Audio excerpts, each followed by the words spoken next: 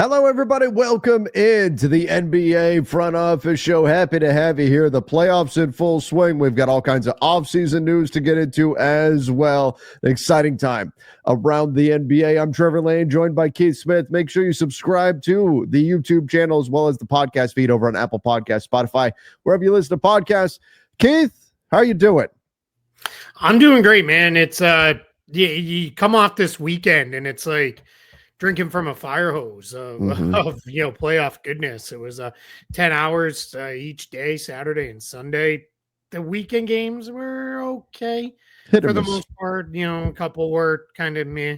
But then last night, both games, the Pistons Knicks and the Nuggets Clippers were a blast. Nuggets Clippers have been awesome in both games so far. So yeah, I think now this is when the playoffs get fun, right? You see the adjustments, then you see adjustments to those who just runs back what they ran in game one that worked and things like that. So I'm really excited. I get fired up as we get deeper into these series. Keith, I saw Ben Simmons last night catch a ball as the roll man and pick and roll and score. Like that's playoff magic right there. Like we've never seen stuff like that happen. And so more of that. Look, there was an incredible game, but that was when he actually shot the ball. I was like, oh my God, he shot it at the rim. It was incredible. But that game was amazing. The Knicks game was amazing. The Knicks Pistons game was awesome too.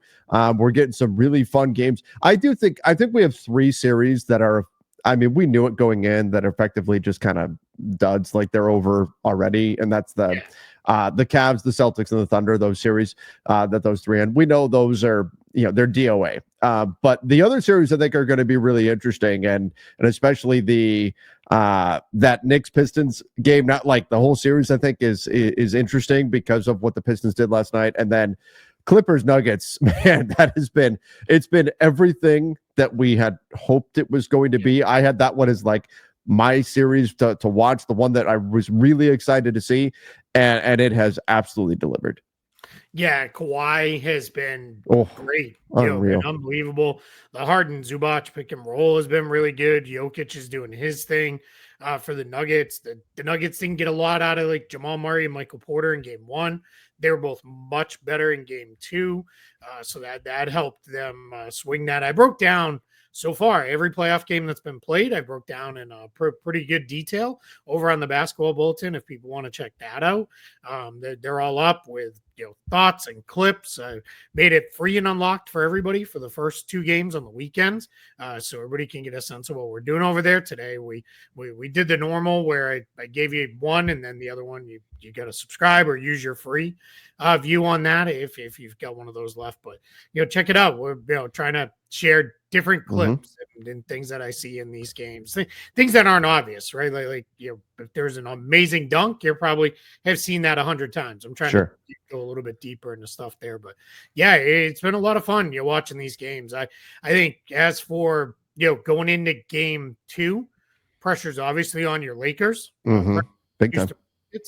They have to actually show up to play basketball or playoff basketball anyway. That's a big part of it. Yeah, that was I think it was a combination of game plan, hot shooting, and the lack of execution and effort by the Lakers in that one. And I tweeted this out and fully admit some of the NBA tracking data can be a little wonky. Yeah. What they classify as open, but just watching the game, the Wolves were getting open looks. And I think it's also people need to understand an open shot in the NBA is a lot closer to a contest than what you probably think of when you play basketball. Like people will get out there and they'll be like, well, that's contested, and it's like, not in the NBA. It's not. Like if you're a couple feet off the guy and your hands are down, that's not a contested look. So it'll be a lot of fun to watch how they come out, what adjustments they make beyond the classic play better adjustment, right? That's one everybody loves to go to. But yeah, I can't wait for tonight's games, and let's do it all over again in a few hours. Yeah, it's going to be exciting. And I'll tell you this, I know we could talk and maybe tomorrow we'll need to do like a full just kind of playoff reset on kind of where we're at on all these series, but I think the biggest takeaway that I've got from the playoffs so far is we deserve 7 games of Clippers Nuggets. Yes. Like, that series needs to go. If the basketball gods exist, I am pleading with them. Give us 7 games of that, because that has been excellent. It's been a great series. But we do have some completely news. agree. I mean, it's been, like you said, that one's just been so good. It's, and it's kind of everything you want in the playoffs. There's moments where it's just beautiful basketball. There's other times where it's like an ugly rock fight, and just defense is there. There's great offensive players making big plays. It's been an absolute blast. All right, let's get into some news here. We've got Damian Lillard. Great news from like a human perspective, as well as, of course, from a basketball perspective. But he's actually cleared after dealing with a blood clot issue. He is now cleared to play and is going to play tonight for the Milwaukee Bucks. Boy, they need him. The Bucks, I thought it was Giannis, and then nobody else was ready for playoff basketball. Kind of like with the Lakers, it was Luka, and then nobody else was ready for playoff basketball. I thought that was the case with the Bucks. They need Damian Lillard out there, but from going from what could be a very scary diagnosis to now he's back on the court in a matter of about 3 weeks. That's unbelievable. What's happened? What's up? Yeah, I think it's about a month. I think about ultimately is what it's worked out to. And that's to start there. Everybody needs to have their expectations set at a reasonable level. Like the Bucks need him, certainly.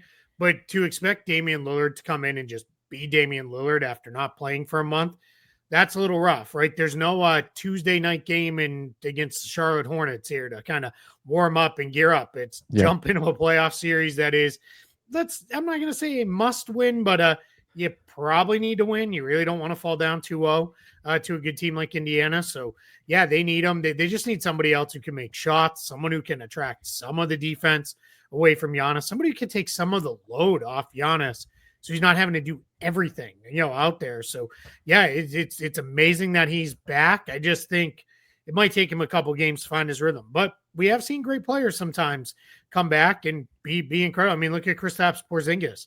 Out all that time, comes back for the NBA Finals and, was basically Superman last year. So we'll see how that goes. But, I mean, they really need something to get going their way. And they just need their other guys to also play better. And if some of the pressure's off a little because Dame's back, maybe that helps the other Bucks too. Yeah, absolutely. And that can help them get going. So great news there that Damian Lillard back in action. Trae Young, let's talk a little bit about him, a little bit about the Atlanta Hawks. Trae Young wants to stay in Atlanta. That was reporting from Chris Haynes. Let me share the screen here so you guys can see what we're looking at. So Trae Young wanted to stay in Atlanta, stay with the Hawks. I know a lot of the Hawks, vibe this offseason is going to be, Jalen Johnson wasn't healthy last season. And he's he's a good player. And I think there's some validity to that. But Trae Young, what it all boils down to, he's somebody who, this is from Chris Haynes, who, again, just told me a week and a half ago that he's down with the process. He wants to see this Atlanta squad turn the corner, and he wants to be a pivotal part in that. He's got 2 years remaining on his contract, on the books for $46 million next season with the player option, and he's eligible for a 4-year extension. Are you, I guess that's where we should start. Keith, if you are the Atlanta Hawks, Trae saying, I want to stay. If you're the Hawks, are you then saying, cool, we're so glad you want to stay. Here's your extension. Yeah, that part's a little bit tougher. And what may actually help them is if he doesn't make All NBA, he may say, let's table this and let's talk again a year from now. Because then he might be in a better spot to do that if he makes All NBA. I think we'll see him in a position to maybe look to extend and move that. So I'm very curious to see how that plays out. I'm not surprised he wants to stay. I think he sees himself as the Hawks franchise guy. Yeah. And I mean, in reality right now, he absolutely is that player. And I think we've had some success here. Now, we don't have it on the show rundown, but Atlanta did fire GM Landry Fields. He was let go over the weekend. So he's gone. So now we're in a position where the Hawks are going to be starting over a little bit. And the question is going to be, do the Hawks want to lock into maybe what could be $70 million a year for Trae Young? Right. And that's the challenge because he's now approaching the Supermax territory. Once you get into that level, that becomes all right. Now we got to make sure we get this right. They've got a lot of other money committed. None of it is bad. It's all pretty good for Jalen Johnson and for Onyeka Okongwu, and Dyson Daniels needs a new contract too coming up here. You got Risache on the first round pick. Then you took on Terrence Mann and Karis LeVert. So we'll see what happens with all those guys. But they're not a cheap team anymore, right? They're not a super expensive team. But if you look a couple years out, all of a sudden Trae Young is out there for 60, 70 million. That starts to change your dynamic, and you got to make sure you get that right. That's going to be what teams are going to be super cautious about, giving out those 35% supermax deal. We saw the Mavericks, we both think absolutely idiotically, decide not to give one to Luka and trade him away instead. But teams are not just going to hand those out because it's, all right, well, this guy's an all-star and he's really good, so here's an automatic supermax. That's not going to be a thing as much, I don't think, anymore. How good is Trae Young? That's such a, to me, it's such a difficult question to answer. How good is he really? Is he a superstar? Where do you have him? Because he's very polarizing. He puts up big numbers. I think he's actually underrated as a passer. I think he's a phenomenal passer. Obviously, he can score the ball, but I also, I'm looking at the stats here on cleaning the glass, and you can see Trae Young when he's on the floor. The Hawks rank in the 94th percentile in points per possession. That's phenomenal. But they're in the 25th percentile defensively. They're not getting stops when he's on the floor. So what is Trae Young a no-brainer? Duh. Give him even if it's a supermax, you give that to him? Or is he a tier below that? Where do you have him? Yeah, I think you'd much rather give him the 30% of the cap extension than the 35. It's quibbling a little bit, but I just think that's where you'd rather be with him, just to give yourself that little bit of a buffer with that. And this is a great call out there. I'm glad you brought this up. Trae Young is what did James Harden say? I'm not a system player. I am a system player. Yeah. Like that's Trae Young on offense, right? Like you alone, you can build a quality offensive system with him as the lead guy in that. Defensively, you're going to have guys to cover. Now, I will say this. I think a healthy Hawks team with Okongwu and Johnson and Risache and Daniels, that's a pretty good start to being a team that defense. Can good defense that can kind of cover for Trae Young and do some things. Now, we didn't really get to see that very much this year because of injuries, and then Risache was nowhere near as good at the beginning of the year as he looked at the very end of the year. So I think, man, I'm like waffling and like dancing around your question it's because so tough with him. That's it. But this is why I would have said Landry Fields, but he's gone. But this is why whoever takes over, you have to get this right. Yeah. Because if you give him a supermax and he doesn't deliver supermax level of play, you're kind of stuck, because then what? Where do you go from there? Now, then your other question is, do you trade him away? And then let's say he goes on to be amazing wherever he lands next. I don't know. I'm just making it up. But let's say the Orlando Magic are like, that's it. We want him. We've got the defenders around him, put him with our guys. And let's say he leads Orlando to the finals. Now, if you're the Hawks, you're like, cool. And we got some draft capital and a couple nice players. Like, that's the difficulty with Trae Young. That's difficulty with, quite frankly, like being fair to the Mavericks. That's the question you have to answer with Luka. I think we already had the answer because Luka already took a team to the finals. But man, they've got to get this right. But on the plus side, he doesn't want to go.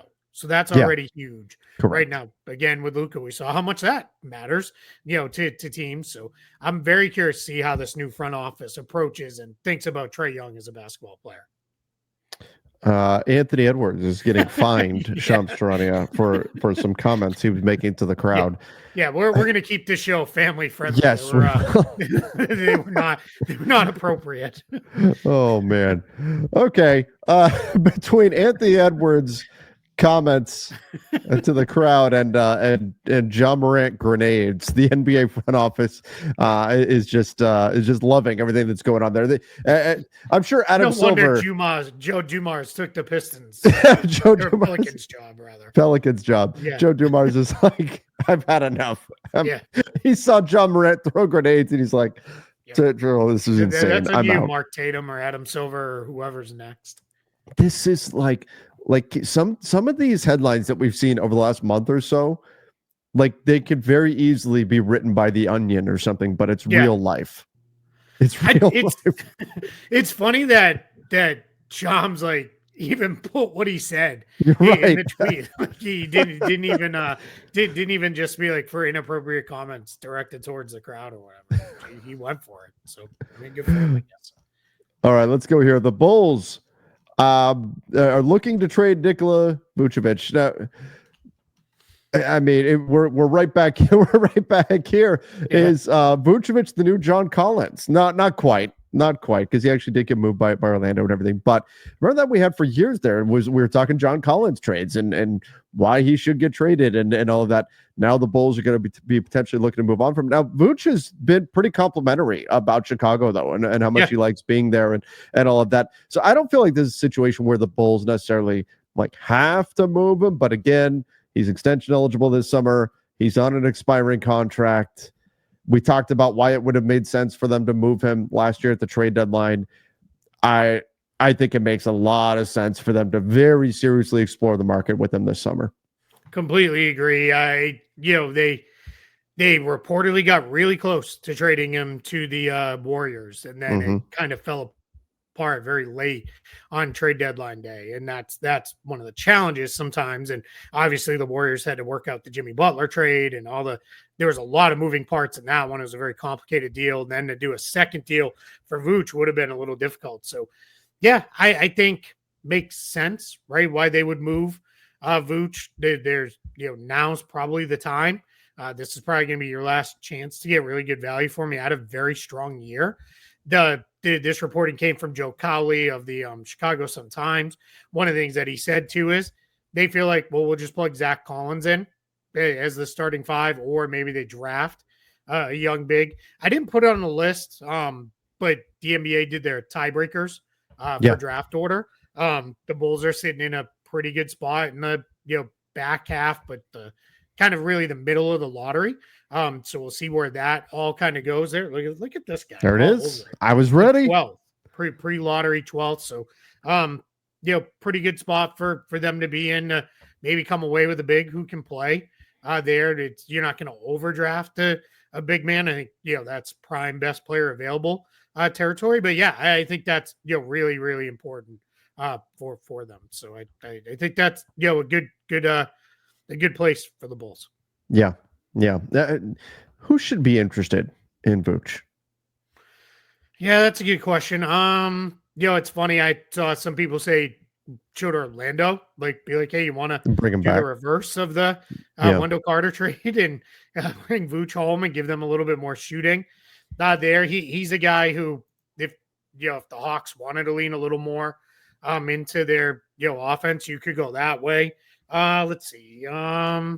Just kind of scrolling through. Like, who really needs a big that can? But Golden State still makes sense. Right? Golden State, sure, still would make some sense. I mean, yeah, it's not right. That's where it gets kind of tough. Yeah, it gets a little trickier, and that might be why it might be better just hang on to him and go into the season.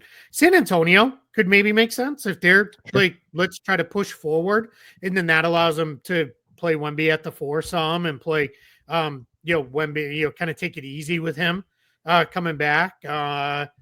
You could maybe, the Lakers, right? I mean, that's not a perfect fit because he doesn't give not a lob threat running. Yeah, so that's a little trickier there. That's hard because a lot of these teams do have pretty good guys in place. It's funny because I know the one that a lot of people are like, well, the obvious thing that's going to happen is they're just going to trade him to the Kings for Sabonis because that's all these two teams do is recreate each other, on the opposite side. Well, I guess not exact opposites, but different parts of the country. So I don't know. The other thing that was interesting out of that piece was Kobe White. And this is a big thing with Kobe White. He's extension eligible, as you can see on the screen. But Kobe White is in a position where, because he only makes $12.9 million, the Bulls are pretty limited in what they can offer him. They can only offer him an extension that's for like 140% of the average player salary. So that roughly works out to about 4 years, 80 something million. It's called about 88 million. So what happens in that situation is, if I'm Kobe White, I'd be like, yeah, 22 million a year. And this is, again, let's reframe everybody's thinking. This is NBA money. Yeah, this is like, that's like 15% of the cap. That's well below a max. And if I'm Kobe White, with how well he played, I'm like, no, man, I'm at least a 30 or $40 million a year player going forward. So he'll probably wait until unrestricted free agency in 2026. And that's where it gets a little hard. Even if you've kind of got the wink deal of, hey, we're going to take care of you, a lot of things can change over the course of a year that can make that a little bit tenuous. Sure. I mean, could that push the Bulls to be proactive and look to move him between now and the trade deadline next year if they feel like the bidding is going to get too hot and heavy for him the next summer? Yeah. If you feel like you're going to lose him or it's going to get out of control. Yeah. And unlike this summer where the Nets are the only team projected to have cap space, early indications are a handful of teams might be lining up to have cap space in 2026.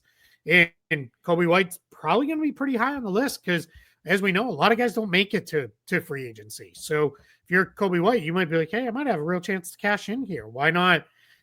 Why not wait and see what's out there for me? And the Bulls don't really have a whole lot of recourse. I do not expect there to be a world where he extends. And if he does, I mean, I'm going to praise the Bulls up and down for it. Sure. Because I love Kobe White, and that'd be a really good deal. Absolutely. All right. Some good news for the Dallas Mavericks. Nico Harrison is not speaking to anyone today from what we know. So that in and of itself is good news.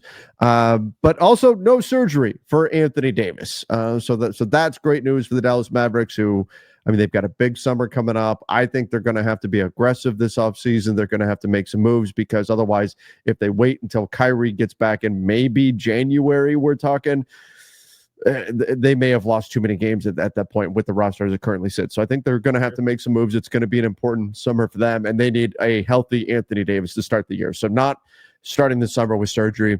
Good news for AD and the Mavs. Yeah, it's big too. We've seen when he's been able to have a summer to not have to recover from a surgery, he can work on things, and then he just looks better to open the next season.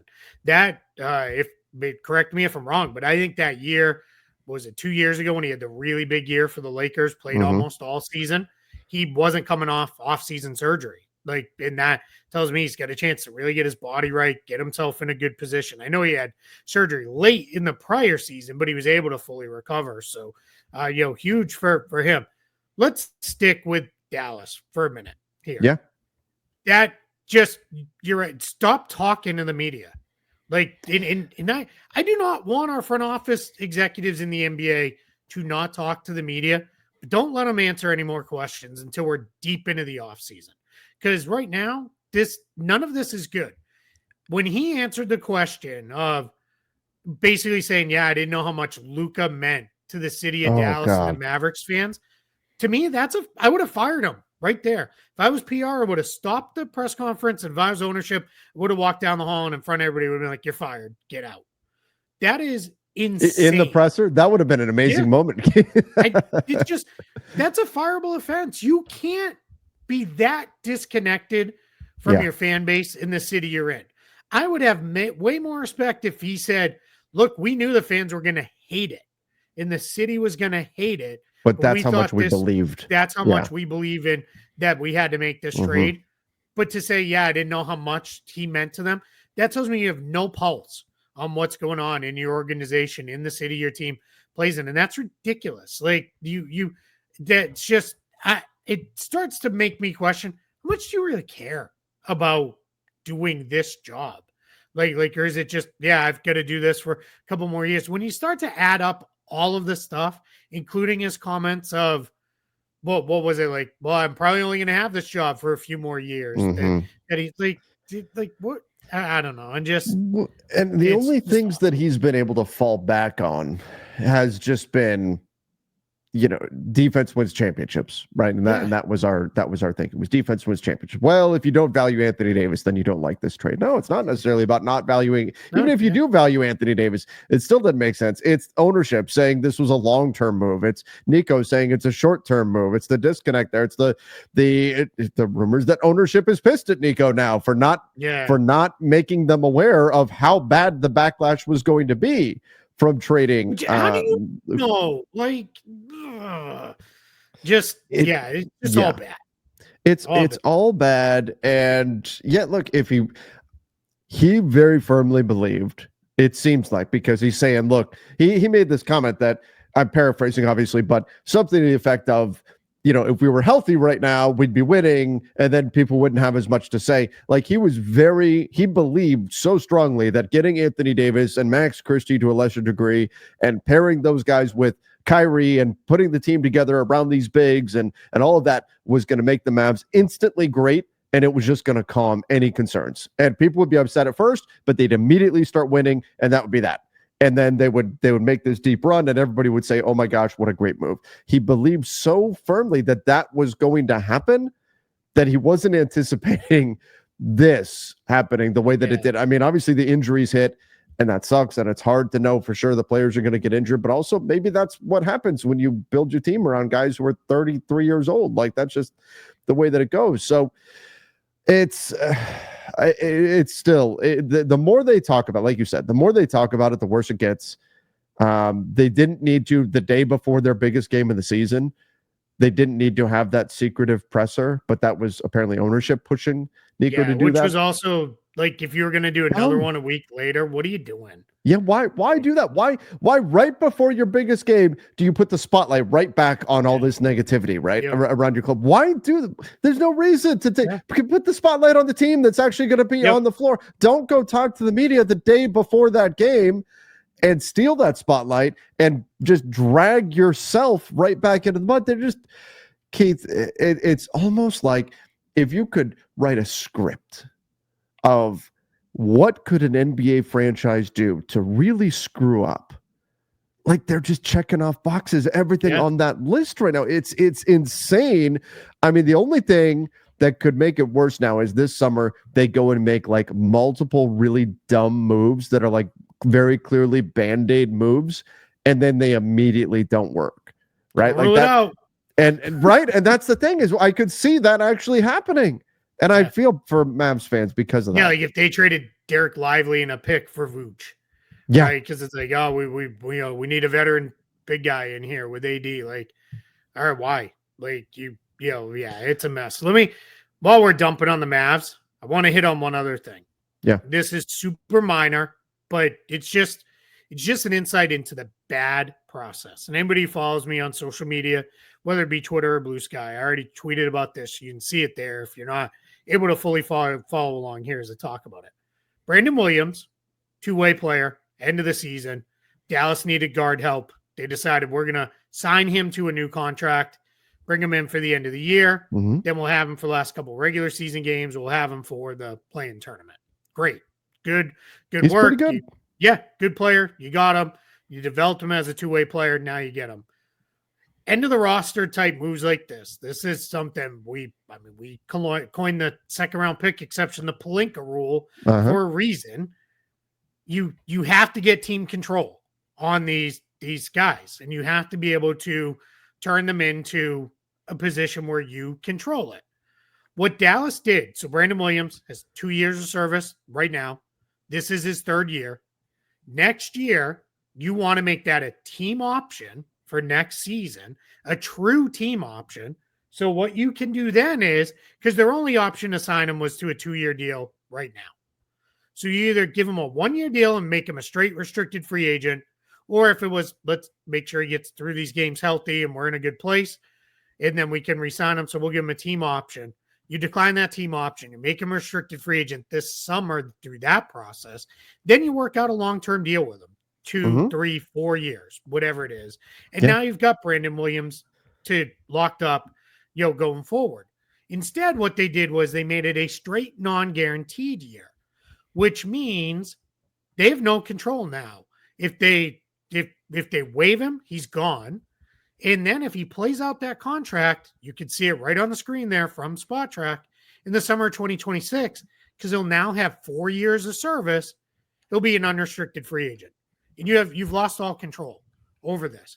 If Brandon Williams pops and it's like, wow, he's a really good rotation player next season, now you're out. You have no recourse on it. You'd have his bird rights, but who really cares there? That doesn't mean much. And you have no ability to just control this process. This is a minor thing. It probably will not matter, but it's just about process stuff and getting it wrong. I would be hypocritical. I was extremely critical of Rob Pelinka. I don't know how many years in a row running when we're like, he keeps blowing these second round pick deals. Oh yeah. It was maddening. Trust me. Yeah. And so I've got to be as critical as Dallas. And it's when you're doing things like this and you're not even getting this right, that makes me nervous. Now, to be totally fair, full picture, this is awesome for Brandon Williams. Love this for him, because now he has that. And a couple of people are like, well, they were in a tough spot. They didn't have enough players. Then you sign somebody else. You go sign another player. You just tell them, fine, stay on your two-way. We'll sign a different guard off the street to get through these last couple of games, because quite frankly, they knew we're not really going anywhere anyway. Mm-hmm. And Brandon Williams did not have the leverage for this. He's 25 years old. He's been in the G League for years. He's had a really nice season. He looks like he's going to be maybe a solid player, but he didn't have the leverage to pull this off. And this is just Dallas. Bad process stuff at the end of the roster, not managing your entire roster 1 through 18 very well, including all the things they did to put themselves in that situation anyway to begin with. Step down off my soapbox now, but I wanted to point it out because this is just bad stuff. Well, Keith, I mean, I know we've been dumping on Dallas here, but let me kind of spin this in a positive way. At least this is the first time that Dallas has ever gotten it wrong with a small guard. First time they've ever made a mistake like this with a small guard. The New York Knicks not putting a team option in a deal and having yes. Yeah. Oh no! Yeah. All right. And Brandon Williams isn't going to be Jalen Brunson. No. We're having a little bit of fun with that part. That's just bad process. That's all it is. Absolutely. It's just bad process. You have to be better. 100%. All right, let's go here. Draft declarations. Well, I mean, the big one, of course, Cooper Flagg. Yeah, did declare as Keith. He was never. There were like little. Well, he could return it. No, it was never happening. It was never happening. There's still people were in my mentions the other day when this news came out saying, "Well, maybe he's going to wait and see how the lottery goes." No, he's not. Whoever wins the lottery is going to go to that team. And that's going to be how it is. Cooper Flagg reclassified, not to go to Duke a year early because he really wanted to be a Blue Devil. It was because it was get to college, do my year in college, get to the NBA. He will only be 19 at the end. He turns 19 at the end of December of his rookie season. He's only a few days outside of being ineligible. Like if we remember Victor Wembanyama couldn't declare a year prior because he missed by a couple of days. Flagg's in that same boat. So he's going to be one of the youngest players in the league that comes in. So you got to be in a spot where, because he did this reclassification, did his year at Duke, he was incredibly, won all the awards. He was awesome. Slam dunk number one pick. This is as much about getting that rookie scale money, which quite frankly, I'd probably make up in NIL money at Duke. But this is about getting to that second and ultimately that third contract in the NBA. Because he's coming in so young, he could probably get to a third, maybe even a fourth max contract if everything goes the way we think. And that's part of this. You have to think about it, right? Basically, every max contract, rookie contract's 4 years long. Each max after that, probably sign the 5-year with a player option. 4 years after that, we're talking by the time he's going on to that fourth contract, he's going to be 30. So they're very conceivable that he could get 4 max deals out of this. That's why he's going into the NBA now versus waiting. Yeah, does he have destinations he'd probably rather be with than not? I'm sure he absolutely does, and he should. But he's going to go wherever drafts him. It doesn't matter. He's going to play in the pros next year. Yeah, absolutely. And that's, what we've been expecting with him. That's where he'll wind up. In fact, you know what? Let's see. I know we tend to do this live on the Friday show. Yeah, let's do one. I was Yeah, well, you weren't let's here, have, and I didn't do I it. wasn't here. So, Oh, yeah. you forgot. Okay. Yeah, I I didn't forgot realize all you forgot. about it. There we All go. right. No, Let's have a little up. fun here. Let's find out right now via the And Tankathon Draft Lottery Simulator who gets Cooper Flag. our first one with the actual pre-draft order, because this All is right. where everything for all the ties have been broken. So let's do it. Here we go. The fickle finger of fate. And the right. team that got voted in the Athletics player poll as the worst organization, the Charlotte Hornets, get Cooper Flag to help them turn things around. That would actually be kind of fun. Cooper Flag and LaMelo and like that. Trevor, that look could at be the fourth team.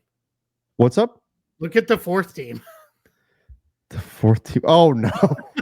Oh God, no. For Washington. Hey, Philly Washington kept their pick, but San Antonio moved up to the 4th overall pick. Yeah.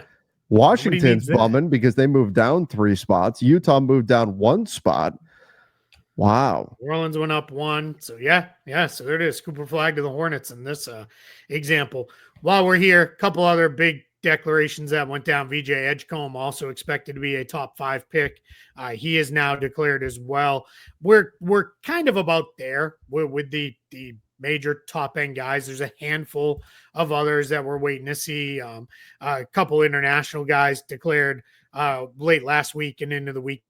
Ben Saraf and Noah Senge, who both played in Germany. Saraf's an Israeli. Senge is, I don't remember, so I don't want to get it wrong. But 2 international players, and then Hugo Gonzalez, who's a player from Real Madrid. He's Spanish.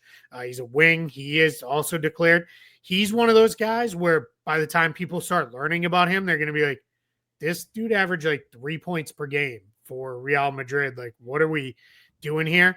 But this is more about he dominated at the youth levels with this Spanish national team, including against some very high level competition. And he's looked better as the season has gone along, but he also declared. So the draft declarations are really kind of fleshing out a little bit here, starting to look a lot more like, all right, we're kind of where we expect to be with all this stuff. It is this Saturday is the deadline for players to declare as early entry candidates. So that's this Saturday, the 26th.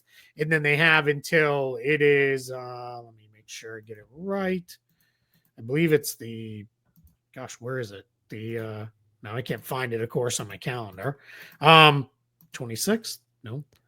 Whatever date it is, it's a day in May that they can withdraw for the NCAA deadline, and then they can come. The NBA's deadline is 10 days ahead of the draft. So right, NCAA is Wednesday, May 28th. Not the same as the NBA. It's not one day. Correct. Yeah. Right. So what you have is all the NCAA guys who tested the waters and aren't staying in the draft. They'll all go out. That was Wednesday, May 28th. So a couple weeks after the lottery goes down, those guys will drop out of the draft a couple days after Memorial Day. Then the NBA, which is more for the international players, will drop out at that point. Yeah, exactly. Okay. So obviously we've got a lot of stuff coming up with the draft. I can't wait. Draft day is always a lot of fun. Draft days, I guess we now have to say. Yeah. Always a lot of fun. Always a lot of fun. And both at night this year, I kind of liked the afternoon on the second day. Not going to lie, it was kind of fun, but that was done because that was a presidential debate. Was that night? Right. And the NBA was like, well, clearly this is. We don't want to go. Although I think NBA fans might have been like, I'd rather watch that anyway. Right. Anyway, they went into the afternoon, but this will be both nights here. But I kind of liked the 2-day draft. It was kind of fun. It was nice. Yeah. All right. We also have NBA awards announcements starting up this week. Yep. So that's always exciting we're getting to see. We're getting 6 Man of the Year tonight, Tuesday. If you're listening to this same day we record, on Wednesday, Clutch Player of the Year will come out. Thursday, Defensive Player of the Year. That's a big one. And then Friday, the Hustle Award at 2 p.m. That doesn't even look like that's on TV. I don't know. I don't even really know what the Hustle Award is, but they're giving it out. So That's the Keith, I used to give when I was coaching a Hustle Award every year. Sure. It basically just it's a little bit ambiguous. You can kind of stretch it and just give it to that player that you thought worked extra hard or whatever. But you can it's a very flexible award, and I guess that's probably the way to. And it's also probably why it's not going to be televised or anything. It's just kind of a there are hustle stats like sure, like loose balls and charges and all those things. No, I mean, it's great. People are talking about who should be Defensive Player of the Year, who should be MVP. Nobody's talking about who should win the Hustle Award. No, I haven't seen. If you have really strong thoughts on it, sound off in the comments, and we'll be happy to check those up. But we get all the awards. The NBA did announce last week. They announced all the finalists for all the awards. That's how on their NBA social media you can find out the top 3 finalists for any of the individual awards. All defense teams, all NBA teams, all rookie teams. Those will come out later in the process. All right. With that, we've got another night of playoff basketball coming tonight. Some exciting stuff. Yeah. So, again, thank you, everybody, for joining the show. Maybe tomorrow we'll do a bit of a rundown of where the playoffs are at currently, either tomorrow or the next day, depending on you know what kind of news is out there. We'll do something just kind of breaking down the playoff series and all that. So that's coming up. But again, thank you, everybody, for joining the show. Make sure you do subscribe to the channel and turn on those notifications. Till next time, see ya and stay safe.